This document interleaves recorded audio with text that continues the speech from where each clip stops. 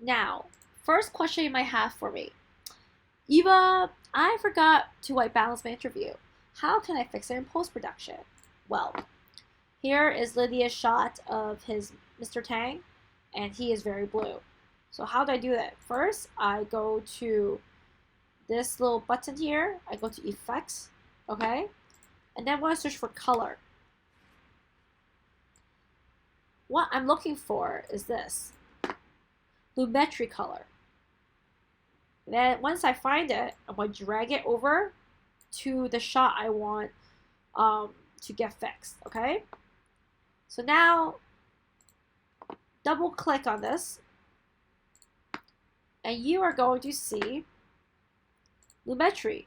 So when you double click on any shot, and you go to effect controls, you basically get to play around with different things, okay? So there is motion, and within motion you do position, scale, you can rotate the picture or the video, you can do time wrapping, opacity,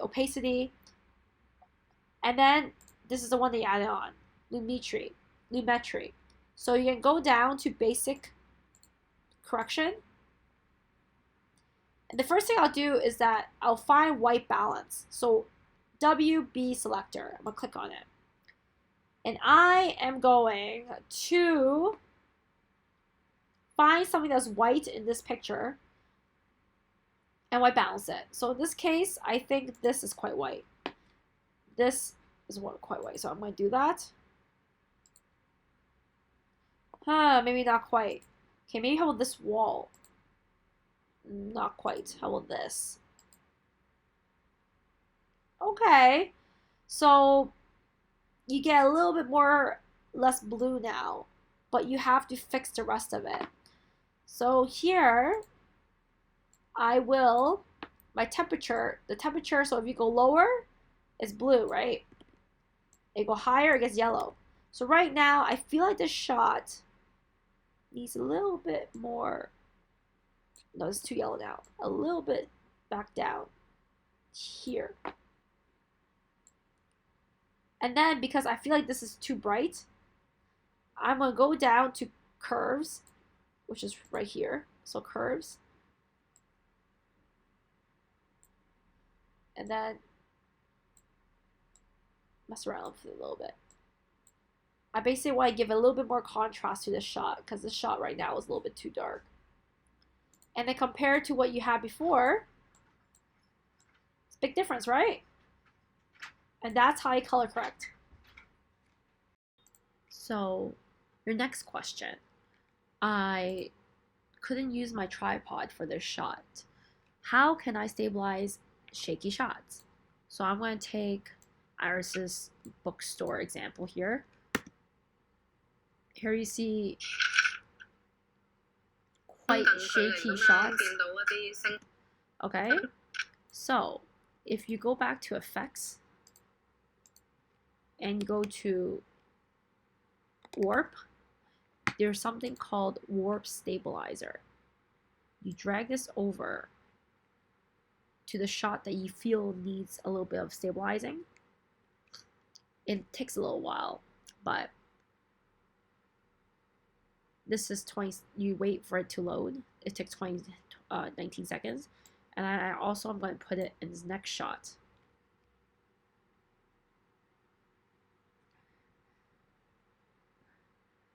This doesn't work for all the shots. So if your camera moved way too much, it's too shaky, it gives a very weird like vertical vortex, like it just has this weird access to it. You'll see it, but I have a feeling that these two shots weren't so bad, so I can probably stabilize it. And after that, wait, hold on, let me render it.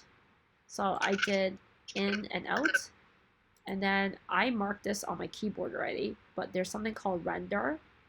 So here, render in and out is R.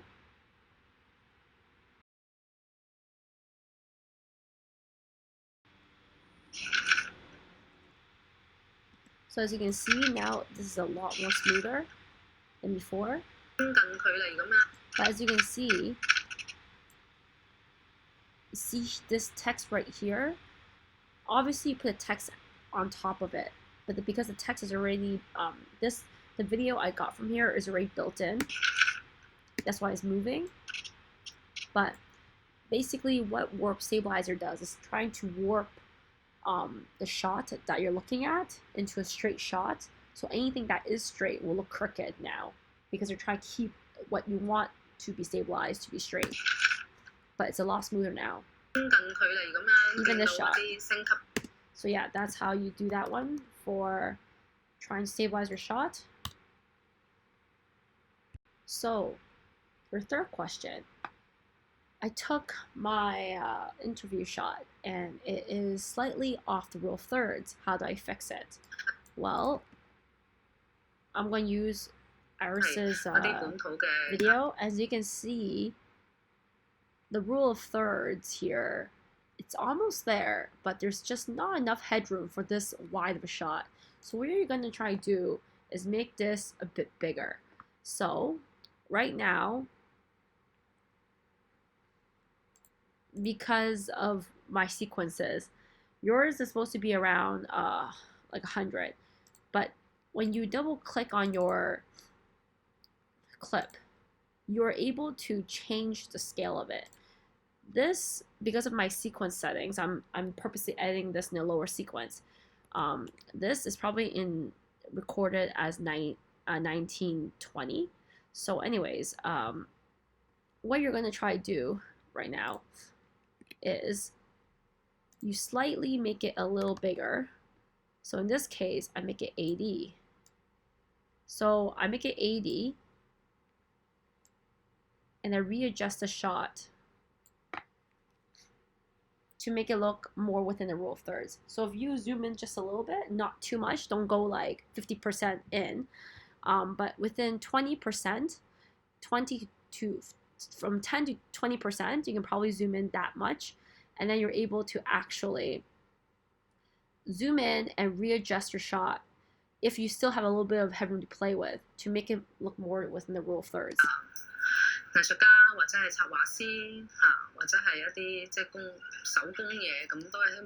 Better, right? Better than before when it was 52%. Better than this shot, right? Or sorry, it was 57%. So this is better than what it was before, right? So that's how you readjust your interview shot, by zooming in just a little bit. So our next question. My interview source wants to be anonymous for a good reason, and I want to blur her face. How do I do it? So first, you go to back to effects, and then you search for blur. There's something called Gaussian blur. You drag Gaussian blur over to your clip, and then it will show up right here. So make sure first you blur your clip. So I'm increasing this section right now to, let's say, 50%. I can still see your face, maybe 70. Okay, maybe 80. All right, then you see this pen tool.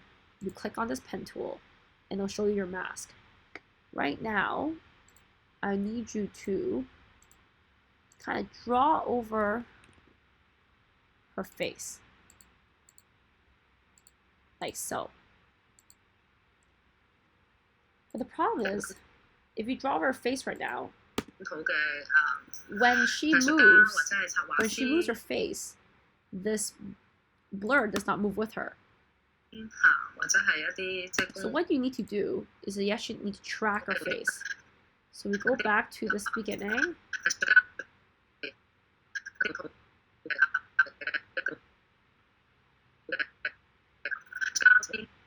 You go back to where you were tracking. Let's start over again. So what you want to do is you go back to the beginning, and then you retrack her face.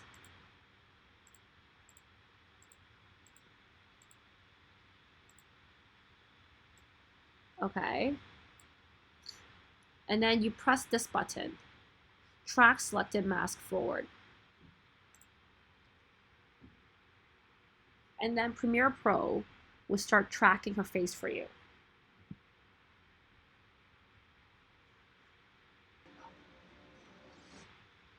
Okay, so now that we stop here, go back to the beginning of the shot, and let's see what it looks like. Pretty good, right? So now you see the blur is falling in her face, or most of it. Right? Not bad. Obviously, you can finesse it a bit. First of all, because you see how sharp the blur is compared to the rest of her body and her head, there's something called mask feathering, and that means you can make the blur not as evident. So I'm going to make it a bit bigger.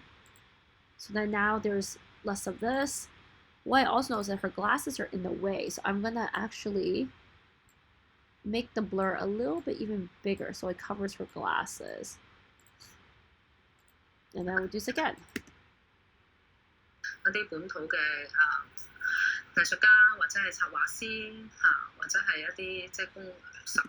Yeah, this is the glasses. So let's go back to here again. Even bigger here.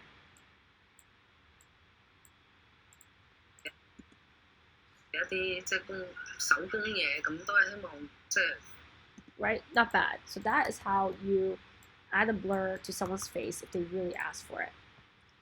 I saw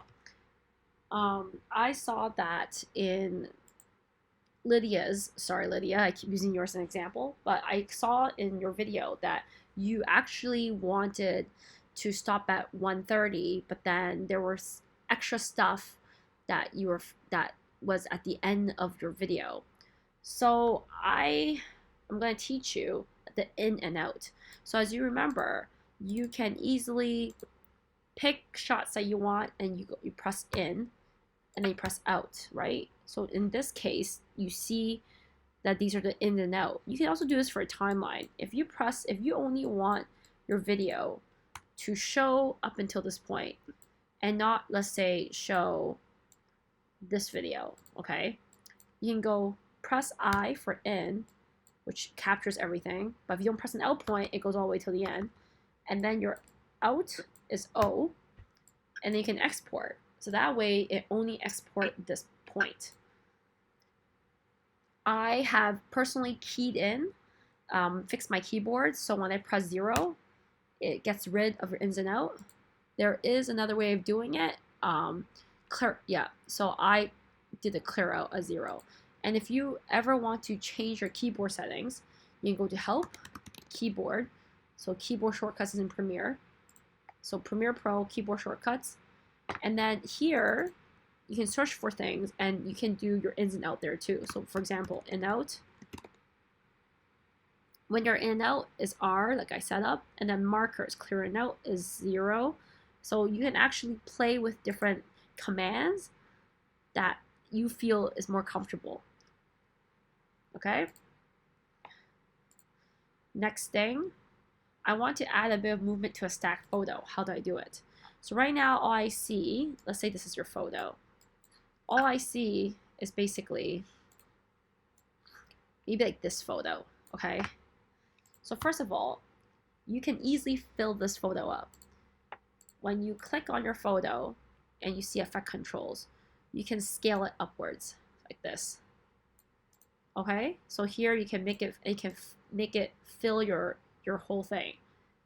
You can also make it move as well. So by clicking on the motion, the FX motion, it actually selects your photo on your screen. So you can move it anywhere. So let's say I want to move it. I want to start right here. Okay? On your timeline, go to the beginning where you want to start moving. So I'm going to start right here in the beginning. Position. Here's a key. Keys are so important. They are the most important thing you need to learn about editing. This is a keyframe, so key, okay? And then, so position, so I want it to stay this way, this position. And then the size, I want it to stay on the size. Now you go towards the end of your photo, right here. Go to the end. And then you start playing around with it. So I want to zoom in a little bit. Okay? And then I want to move the positioning right here. So what does that mean? It looks like this.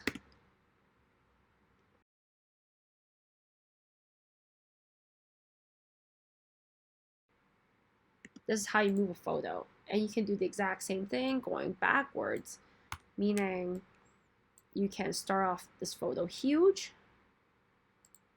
like, 80.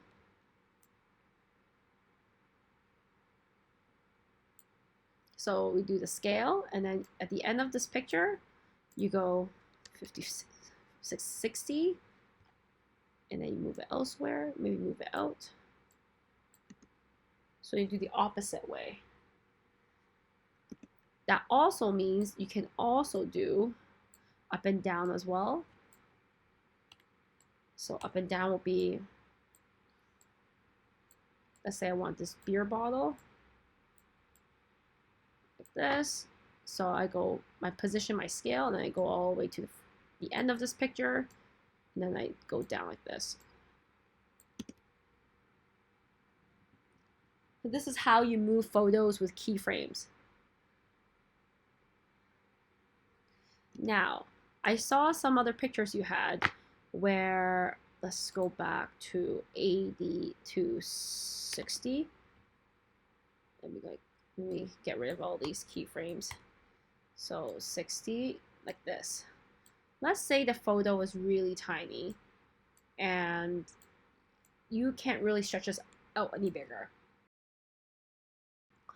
What you can do is you can copy this photo. So I'm now Control-Command-C. I paste it, okay? I put this bottom one in the bottom layer. I duplicate it. So now they're both. And then the one with layer 1, the bottom layer, I make this bigger. And then you can go to effects, and that blur tool I showed you can put the blur under, and then you maximize the blur. You can repeat edges here, and you can then do it this way as well. So if there's ever like a vertical video, let's say it's a vertical picture. So let's say this picture is actually vertical. So I'll give you an example. 25. Let's say the picture is actually this big, is this size.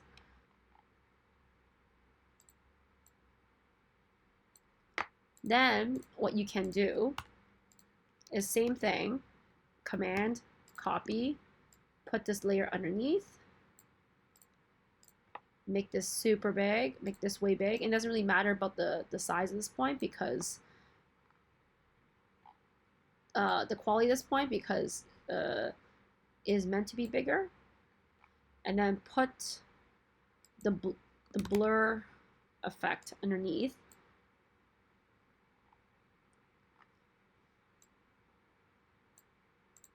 And there you go. So you can do that. Okay? So last part. I want to speed up, slow down a video shot. How do I do it? Well, let's say this is your video. It's an Adobe stock picture.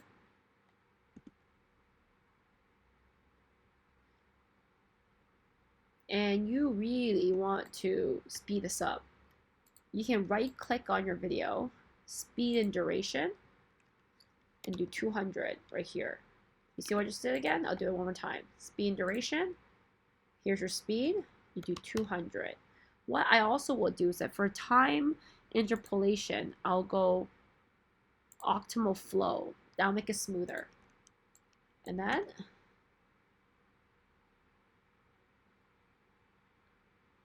a lot faster now. You can also do the same thing with getting it slower, okay? You can right click, speed and duration, and then go 40% slower right here. Also optimal flow. And now it's super slow.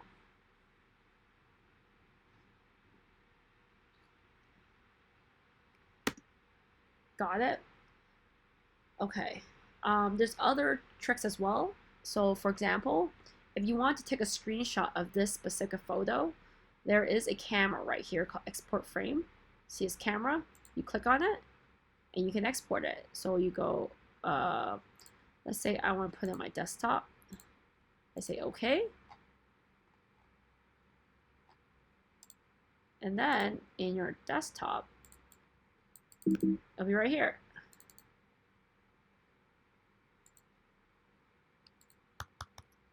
One last thing I'm going to show you. It is crop tool.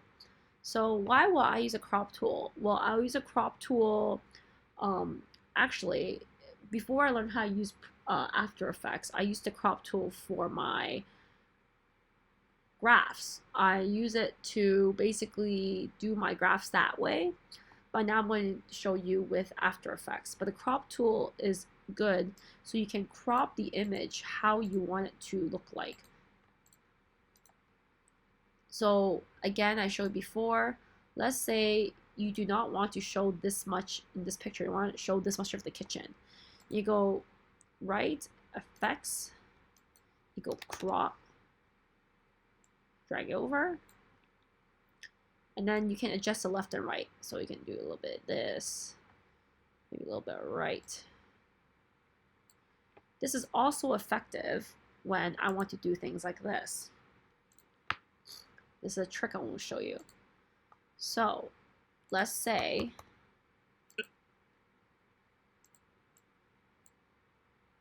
I want, this is me. So I'm going to make myself to 50%. And then I'm going to split screen myself, okay? So I'm going to drag myself over here, because I'm explaining something. And I want to drag this picture over here. Okay? So make this a little bigger.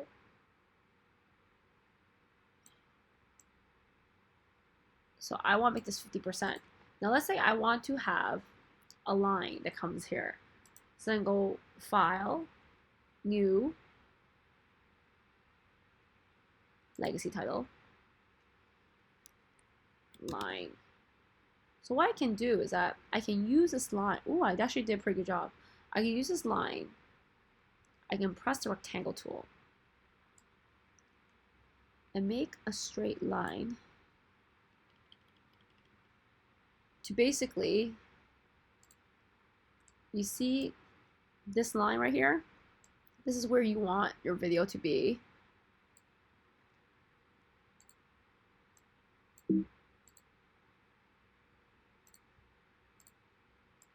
Put it here. And now you have a line.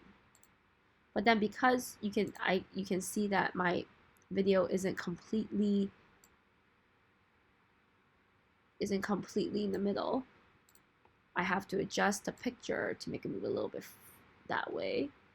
So actually what I need to do is I have to recrop my picture a little bit.